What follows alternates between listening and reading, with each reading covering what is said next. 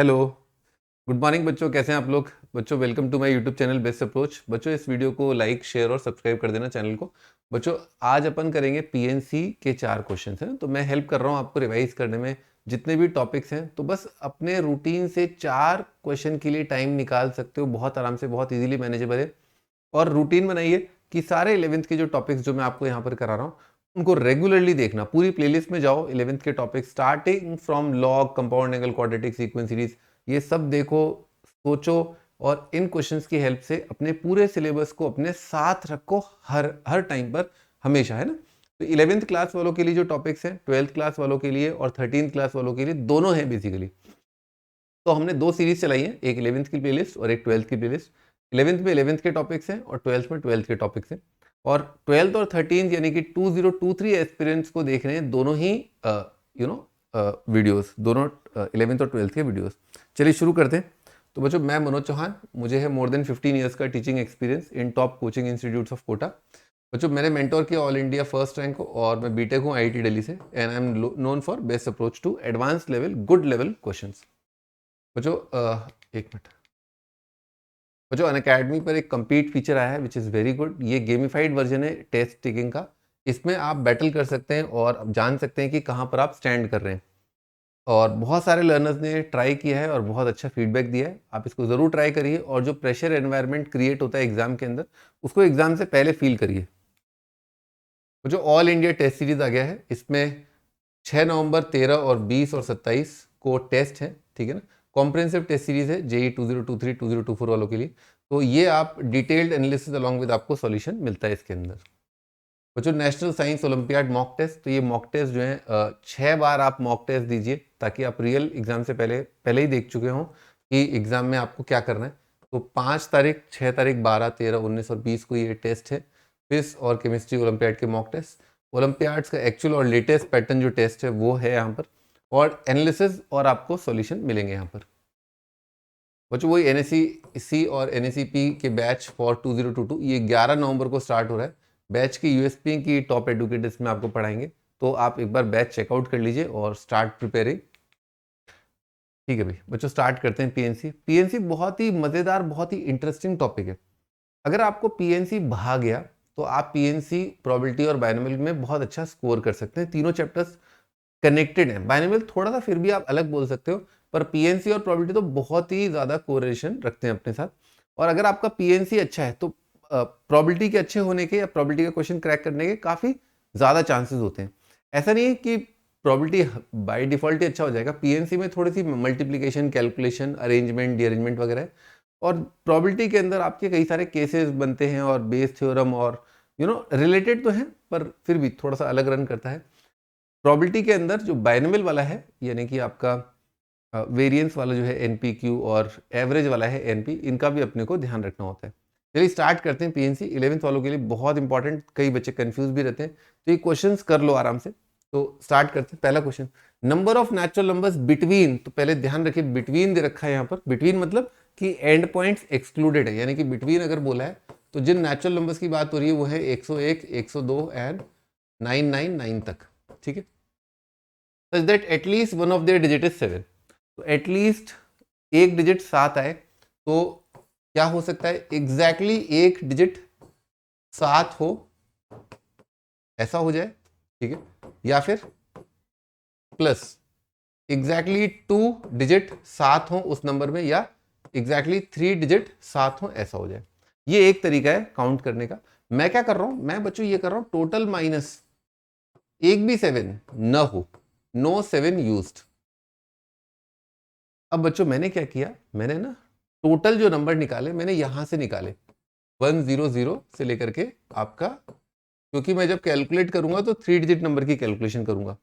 बच्चों total number of numbers जो 3 digit है वो क्या है, लास्ट माइनस फर्स्ट प्लस 1, है ना, जो कि कितना आ जाएगा आपका 900 आ जाएगा। माइनस नो 7 यूज, एक भी 7 डिजिट अपन ने यूज नहीं किया। तो आप थोड़ा बॉक्स भरने वाले मेथड जो है उसको याद करिए। एक भी 7 इस्तेमाल नहीं करना है, तो इस जगह पर रखने के लिए, क्योंकि 3 डिजिट नंबर है तो 0 नहीं आ सकता और आपका 7 नहीं आ सकता, तो यहां पर रखने के लिए कितने ऑप्शन हो गए, 8। यहां पर बस अब 7 नहीं आ सकता है, रिपीटेशन अलाउड है, 3 डिजिट नंबर है यूजुअल तरीका, यहाँ 9 आ जाएगा, 9 आ जाएगा। तो 9 9 81 इंटू 8 है ना, तो 8 और 64 है ना, ये आपका 648 आ जाएगा। और बच्चों कितना आ जाएगा, ये आपका 252 आ जाएगा। अब आप सोचोगे तो गड़बड़ है, बात तो सही है, गड़बड़ है, ठीक है, ओके, पर फिर भी आंसर आ रहा है, उसका रीज़न मैं भी बताता हूँ आपको। ये आपका आंसर। बच्चों हमें करना क्या था, हमें इनमें से निकालना था, इनमें से निकालने थे वो नंबर जिसमें कम से कम 7 एक बार इस्तेमाल हुआ हो, ठीक है। अब मैंने ये कैलकुलेट कर दिया और इससे मेरा आंसर आ गया, ठीक है। उसका रीज़न ये है कि एक्चुअली टोटल नंबर तो आप जानते ही हो कि वो 100 जो है वो नहीं लेना है अपने को, ठीक है, -100 मुझे नहीं लेना है यहाँ पर, करेक्ट। मुझे तो इनमें से लेना था, तो ये टोटल नंबर माइनस इनमें वो नंबर जिनमें 7 एक बार भी यूज नहीं हुआ, वो मैं यहाँ पर कैलकुलेट कर रहा हूँ। तो ध्यान रखिए, जब मैंने 7 इस्तेमाल नहीं किया तो इन 648 नंबर्स में, जब मैंने 7 एक बार भी इस्तेमाल नहीं किया, तो इन 648 नंबर्स में एक नंबर आ गया है, उसका नाम क्या है, 100। कैसे, मैं यहाँ पर 0 नहीं रख रहा था, 7 नहीं रख रहा था, तो क्या रख सकता हूँ, 1 रख सकता हूँ ना, यहाँ पर 0 रख सकता हूँ ना, यहाँ पर 0 रख सकता हूँ ना। तो इनमें एक नंबर है, इस 648 में एक नंबर है विच इज 100 है ना। तो मैंने अब इन नंबरों में से हटाना है 647 हटाना है, ठीक, आगे आपका ये 1 कट जाएगा, कैलकुलेशन वही की वही रहेगी, ठीक है। I hope you like the idea कि यार बिटवीन और फ्रॉम में जो अंतर होता है, ठीक है, यहां फर्क नहीं पड़ा पर शायद किसी और सवाल में फर्क पड़ जाए, तो please take care of that, है ना। आगे चलते हैं। Number of words which can be formed using all the letters of word अक्षी if each word begins with vowel और टर्मिनेट्स इन वॉवल। बच्चों इसके अंदर अपने को जो थोड़ा सा सेट जो यूज होगा, इसलिए क्वेश्चन लिया है मैंने। तो मैंने क्या किया, मैंने एक इवेंट या वर्ड्स डिफाइन कर लिए, कलेक्शन ऑफ वर्ड्स डिफाइन कर लिए जिनके स्टार्टिंग में वॉवल है। उन वर्ड्स की क्वांटिटी को मैं ए बोल रहा हूँ या सेट को मैं ए बोल रहा हूँ। तो मुझे निकालना है ए और बी। बी वो वर्ड हैं जो एंड होते हैं वॉवल से, ठीक, और मेरा आंसर ये है, ओके। तो ये कितना आ जाएगा अपने को पता ही है, n a plus n b minus n a intersection b, है ना, वेरी सिंपल, है ना। अब मुझे वॉवल से स्टार्ट करना है, तो मान लीजिए अक्षी वर्ड में अगर देखें तो अगर इन लेटर से बना रहे हैं हम, तो अपने पास 2 वॉवल हैं, ए और आई, करेक्ट। अब मुझे मान लीजिए मैंने कंडीशन ये लगाया कि वॉवल से स्टार्ट करें, तो इस जगह को भरने के लिए मेरे पास कितने ऑप्शन है, 2, और बाकी जो 4 जगह बची, जब मैंने वॉवल पहली जगह रख दिया, बाकी 4 जगह रखने के लिए मेरे पास कितने ऑप्शन है, 4। तो 4 चीजें 4 जगह रखना पता ही अपने को, बहुत ईजी, 2 इंटू 4 फैक्टोरियल होता है। सिमिलरली एंडिंग के लिए भी सेम कैलकुलेशन हो जाएगी कि मैंने यहां रख दिए वॉवल, 2 वॉवल है मेरे पास, 2 ऑप्शन है इस जगह को भरने के लिए, 4 चीजें 4 जगह रखनी है, तो कितना आ जाएगा, 4 फैक्टोरियल आ जाएगा, माइनस अब इसमें एंड है, यानी कि स्टार्ट भी वॉवल से होना चाहिए और एंड भी वॉवल से होना चाहिए। तो इन 2 जगहों पर मेरे पास 2 ही वॉवल है, तो इन 2 जगहों को 2 वॉवल से भरने का तरीका कितना आ जाएगा, 2 फैक्टोरियल। मैं 2 जगह भर चुका हूं, अब 3 जगह बची हैं, इन 3 जगहों को 3 अल्फाबेट से भरने का तरीका क्या होगा, 3 फैक्टोरियल। ये हमारा आंसर आ गया, ये 24 48 96 कितना आ जाएगा बच्चों, 84 अपना आंसर है ना। 9 हॉरिजॉन्टल है, 9 वर्टिकल लाइंस। बच्चों एक बार गो थ्रू कर लो, क्योंकि इसमें ना चेस का सवाल जो है इंपॉर्टेंट है। Rectangle and square, the ratio s by r in lowest form, ठीक है। बच्चों रेक्टेंगल का स्पेशल केस होता है स्क्वायर। तो अगर आपसे कोई कह रहा है कि रेक्टेंगल्स गिन के बताओ, तो उसमें आप जो स्क्वायर्स आ गए वो भी आपको काउंट करके बताने हैं। तो फॉर एग्जाम्पल जैसे चेस बोर्ड अगर देखें, तो आपको पता ही है चेस में कितनी वर्टिकल लाइन होती है, ध्यान से देख कर बताओ, ध्यान से देख के बताओ कितनी वर्टिकल और कितनी हॉरिजॉन्टल होती है। बच्चों 9 वर्टिकल और 9 ही हॉरिजॉन्टल लाइंस होती हैं, ठीक है। तो अपने को अगर रेक्टेंगल बनाना है, रेक्टेंगल तो बनेगा ही, जैसे अपन पैरेललोग्राम वाला क्वेश्चन किए थे ना क्लास में, यहाँ पर रेक्टेंगल बनेगा क्योंकि एंगल क्या है, 90 है। तो कोई भी पैरेललोग्राम जो आप line 2 line vertical 2 line horizontal से बनाओगे, वो रेक्टेंगल ही होगा। अच्छा, बनाने के लिए जैसे ये आपका लाइन नंबर 1 है, लाइन नंबर 2 है, लाइन नंबर 9 है, ठीक है। ये आपका रेखा नंबर 1 है, ये रेखा 2 है और ये रेखा नंबर 9 है, ठीक।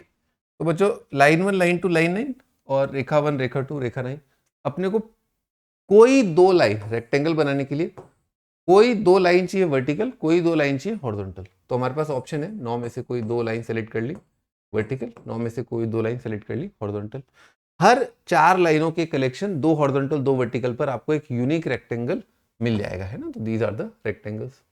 अब आती स्क्वायर की बारी। स्क्वायर भी बहुत इंटरेस्टिंग होता है। तो स्क्वायर में क्या है, हम साइज देखते हैं ना। तो एक बार मैं आपको साइज दिखा देता हूँ। तो बच्चों यहाँ पर आपका जो, अगर मान लो साइज, सबसे बड़ा साइज, मैं इसको 1 यूनिट बोल रहा हूँ, ये वाला है ना, एक सिंगल यूनिट है, और यहाँ से आता कितना हो जाएगा 8 यूनिट। तो 8 यूनिट 8 यूनिट, तो 8 क्रॉस 8 का मुझे अगर स्क्वायर चाहिए तो उसके लिए मुझे कौन सी 2 लाइनें सेलेक्ट करनी पड़ेंगी, एक ये वाली, एक ये वाली, और एक ये वाली, और एक ये वाली, है ना। यानी कि एक ही तरीका है, फर्स्ट और लास्ट, फर्स्ट और लास्ट। 1 क्रॉस 1 क्यों लिखा है, मैंने सेलेक्ट किया कलेक्शन रेखा 1 रेखा 9 और लाइन 1 लाइन 9, यानी कि 2 वर्टिकल लाइन, यही कलेक्शन है मेरा 1 और 9, और हॉरिजॉन्टल में भी यही कलेक्शन है मेरा 1 और 9। तो यानी कि एक ही स्क्वायर बन रहा है। आप शक्ल से भी देख के बता सकते हो, yes there is only 1 square जिसकी डायमेंशन है 8 क्रॉस 8। अब मान लीजिए मैं 7 क्रॉस 7 देखता हूँ। अब आपके पास ऑप्शन है, आपके पास 2 ऑप्शन है, रेखा 1 रेखा 8 सेलेक्ट कर लीजिए, या रेखा 2 रेखा 9 सेलेक्ट कर लीजिए, है ना। तो 2 ऑप्शन है आपके पास, ठीक है। इसी प्रकार से आपके पास 2 ऑप्शन यहाँ भी है, लाइन 1 लाइन 8 या लाइन 2 लाइन 9, ठीक है। लिख दो, एक बार लिख देता हूँ, रेखा 1 रेखा 8, लाइन 1 लाइन 8, और ये दिस इज 1 वे, है ना। इस तरह से आपका एक स्क्वायर बन जाएगा। दूसरा देखो, R1 sorry R2 R9 L1 L8, दूसरा स्क्वायर। फिर R1 R8 और L2 L9, समझ गए ना, 4, 2 ऑप्शन इधर 2 ऑप्शन इधर, 2 इंटू 2 आ जाएगा। अच्छा 6 क्रॉस 6, अब आपको समझ में आ गया होगा बेसिकली क्या कर रहे हैं अपन, 1 2 3 ऐसे शिफ्टिंग चल रही है हल्की हल्की ना। तो 3 ऑप्शन यहाँ है, 3 ऑप्शन यहाँ पर भी है, यो फिर यो फिर यो, ऐसे, ठीक है। और जब आप 1 क्रॉस 1 तक जाओगे तो ये तो अपन बचपन में देखते ही थे, 8 क्रॉस 8, है ना। तो यहाँ पर आपके पास एक ऑप्शन ये है कि 1 2 2 3 3 4 8 9, 1 2 2 3 3 4 5 6 8 9। तो 8 तरीकों से आप ऐसी, सॉरी 8 तरीके हैं सेलेक्ट करने के, 2 ऐसी लाइनें जिनके बीच का डिस्टेंस क्या है 1 यूनिट। 8 ऐसे तरीके हैं 2 हॉरिजॉन्टल लाइन सेलेक्ट करने के जिनके बीच का डिस्टेंस है 1 यूनिट। तो 8 क्रॉस 8 यानी कि 64। तो अगर इनको ऐड कर दे, क्योंकि सभी स्क्वायर अलग है, क्योंकि सबके डायमेंशन अलग है, तो सारे स्क्वायर अलग अलग है, तो इनको ऐड करना है। तो ऐड करने के लिए वो याद होगा आपको, पहले n नेचुरल नंबर्स के स्क्वायर का सम क्या होता है, n+1 2n+1/6। तो आ जाएगा n+1 2n+1 डिवाइडेड बाय 6, है ना ये। तो 9 8 72, ये 12 आ जाएगा, 12 17। वो जो पूछा है अपने से ये है ना, रेशियो ऑफ एस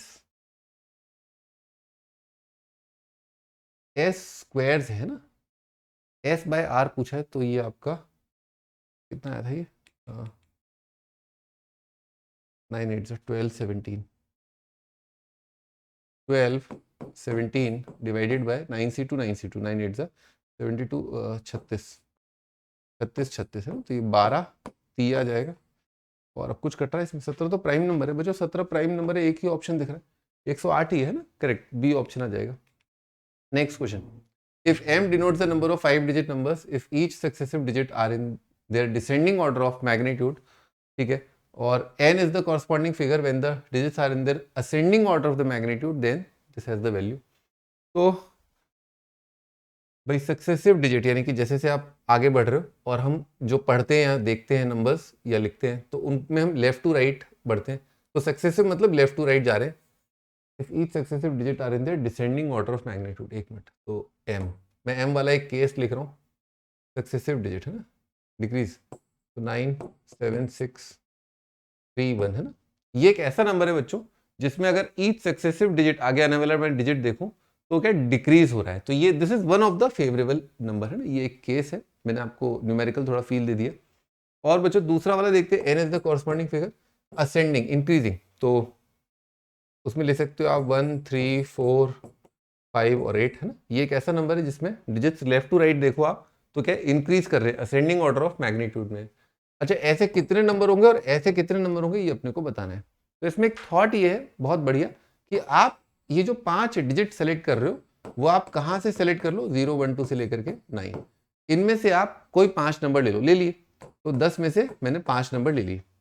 मान लो मेरे हाथ में आया 97631, ठीक है, मेरे हाथ में क्या है 97361।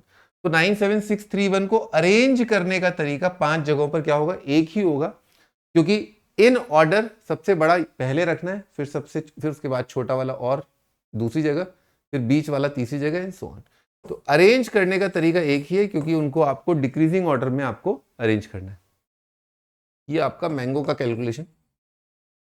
और जो नारंगी देखते हैं, तो नारंगी में क्या है, एक चक्कर है कि आप अब यहां से आप नहीं उठा सकते 5 नंबर। उसका रीजन ये है कि अगर आपने 0 ले लिया तो आपको 0 को यहां रखना पड़ेगा, ये हाईएस्ट फेस वैल्यू है, आपका नंबर 5 डिजिट का रहेगा ही नहीं, वो आपका 4 डिजिट का हो जाएगा, वो पूछा ही नहीं है। तो इस केस में आपको जो 5 नंबर लेने हैं वो आपको 1 से 9 इनमें से आपको उठाने हैं। तो इनमें से 5 नंबर उठाने का तरीका अगेन 9C5, लेकिन अरेंज करने का तरीका अगेन इंक्रीजिंग ऑर्डर में करें तो सबसे छोटा पहले ही रखना है, एक ही तरीका है रखने का, ठीक है, ये आ जाएगा। और क्या पूछा है, m-n, तो इसने पूछा है अपने से 10C5 minus 9C5।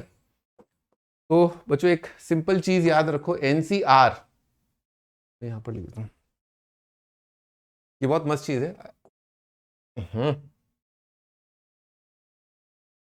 NCR plus NCR plus 1 है ना, is equal to n+1 CR plus 1, ये बहुत बढ़िया फॉर्मूला है ना। और बच्चों 9C4 और 9C5 क्या होते हैं, सेम होते हैं, ठीक है। जैसे मान लो 9C4 प्लस 9C5 है ना, इज इक्वल टू कितना जाएगा 10C5।